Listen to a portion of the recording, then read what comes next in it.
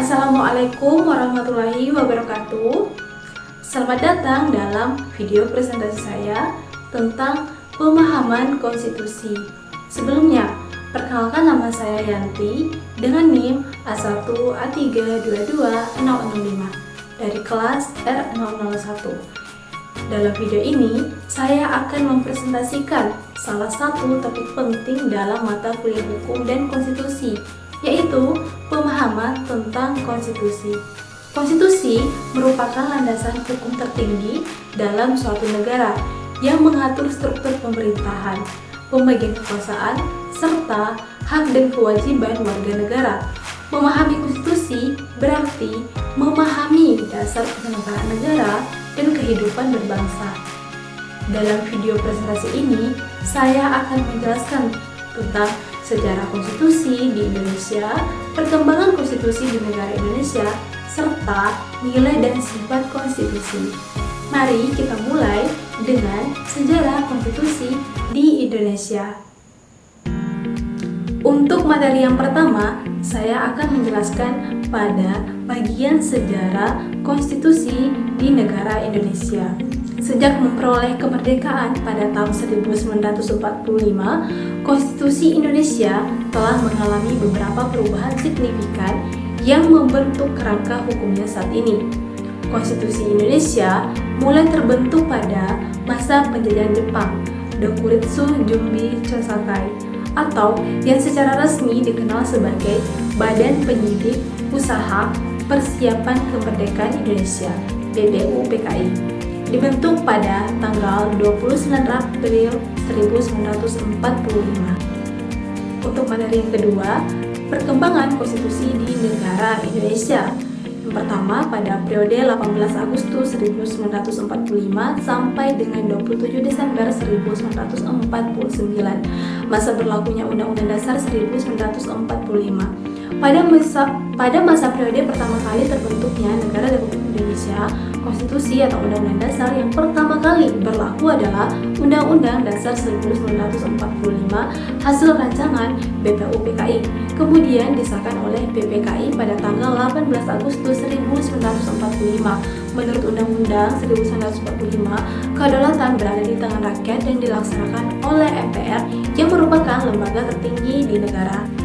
Yang kedua, periode 27 Desember 1949 sampai dengan 17 Agustus 1950, masa berlakunya Undang-Undang Dasar Republik Indonesia Serikat atau yang dikenal dengan RIS sebagai rasa ungkapan ketidakpuasan bangsa Belanda atas kemerdekaan Republik Indonesia. Terjadilah kontak senjata atau yang dikenal dengan agresi oleh Belanda pada tahun 1947 dan 1948 dengan keinginan Belanda untuk memecah belah NKRI menjadi negara federal agar dengan secara mudah dikuasai kembali oleh Belanda. Akhirnya disepakati untuk mengadakan konferensi meja bundar atau yang dikenal KMB di Den Haag, Belanda dengan menghasilkan 3 buah persetujuan antara lain. Yang pertama, mendirikan negara Republik Indonesia Serikat. Yang kedua, penyerahan kedaulatan kepada Republik Indonesia Serikat. Dan yang ketiga, didirikan uni antara Republik Indonesia Serikat dengan Kerajaan Belanda. Yang ketiga, periode 17 Agustus 1950 sampai dengan 5 Juli 1959, masa berlaku Undang-Undang Dasar Sementara tahun 1950 atau UUDS 1950. Ternyata, konstitusi RIS tidak berumur panjang. Hal itu disebabkan karena isi konstitusi tidak berakar dari kehendak rakyat. Juga bukan merupakan kehendak politik rakyat Indonesia, melainkan rekayasa dari pihak Belanda maupun PBB, sehingga menimbulkan tuntutan untuk kembali ke NKRI. Yang keempat, pada periode 5 Juli 1959 sampai dengan 19 Oktober 1999, masa berlaku Undang-Undang Dasar 1945. Pada periode ini, Undang-Undang Dasar 1945 diberlakukan kembali dengan dasar Dekret Presiden tanggal 5 Juli tahun 1959. Berdasarkan ketentuan ketatanegaraan, Dekret Presiden diperbolehkan karena negara dalam keadaan bahaya. Oleh karena itu, Presiden atau Panglima tertinggi Angkatan Perang perlu mengambil tindakan untuk menyelamatkan bangsa dan negara yang diproklamasikan 17 Agustus 1945. Yang kelima, periode 19 Oktober 1999 sampai dengan 10 Agustus 2002, masa berlaku pelaksanaan perubahan Undang-Undang Dasar 1945 sebagai implementasi tuntutan reformasi yang berkumandang pada tahun 1998 adalah melakukan perubahan terhadap Undang-Undang Dasar 1945 sebagai dasar negara Republik Indonesia. Yang keenam, periode 10 Agustus 2002 sampai dengan sekarang.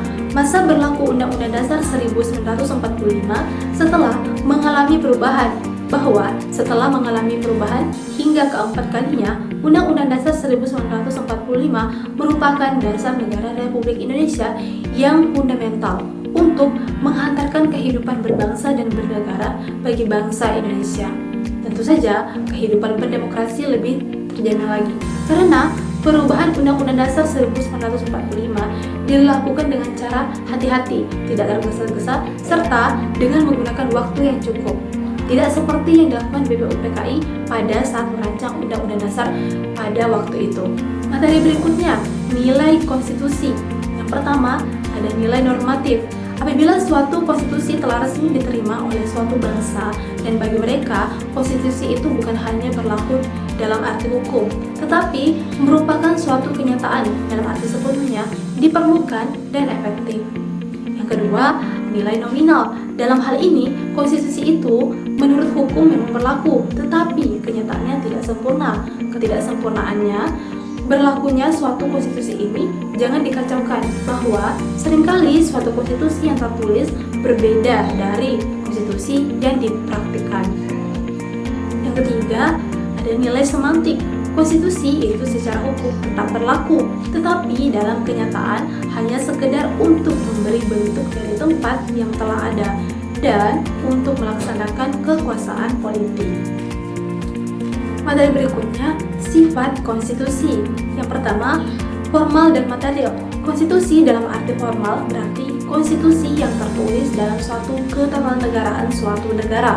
Dalam pandangan ini, suatu konstitusi baru bermakna apabila konstitusi tersebut telah terbentuk naskah tertulis dan diundangkan.